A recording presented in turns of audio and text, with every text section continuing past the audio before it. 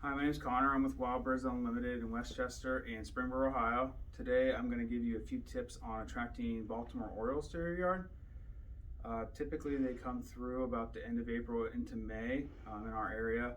A lot of times they just pass through, but you can still attract them to your yard, and at least for a week or so until they go farther north. But you can also get them to stay in your yard during the summer if they decide to nest in your yard. Usually they need high canopy trees. They're really high canopy nesters. They make these nests, basically they weave them, so pretty cool looking. So that's how you're gonna get them too, is by putting out some nesting material that they'll use to weave those nests.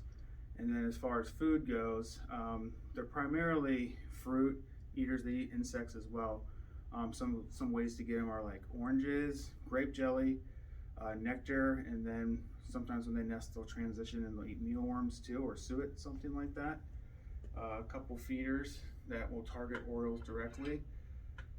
This is a Oriole feeder that you can do the nectar in, like this.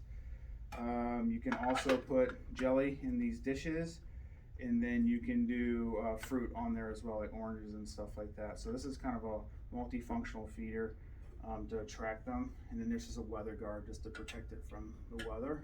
We have this is a simple feeder, and anything like this will work, but this one has the cup in the middle, some perching space on it for them, and then also the pegs to put orange slices on. So you could do jelly or fruit in this middle part, and then you could do oranges on the side. And then this is just a branch that you can attach to a pole system, but you can use anything kind of similar to this. It has these open spaces you can put orange slices in, also bark butter, quick bites, and then you can also do these cups with fruit or jelly or mealworms or whatever. My Orioles last year showed up around April 27th, and they really like these two style feeders. Typically they like the nectar when they first get in, and then they transition more to the grape jelly. And then right around when they were nesting, I had them all summer, and they would eat some of the insects, but then they really loved the grape jelly and the oranges as well.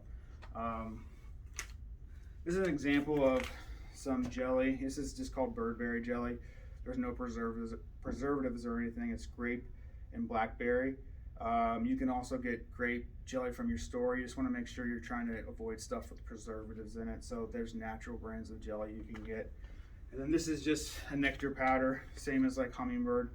You can use the same ratio to make your nectar, 4-to-1, and they will drink out of hummingbird feeder sometimes. So a lot of people like this feeder just because, worst case, you can have another hummingbird feeder.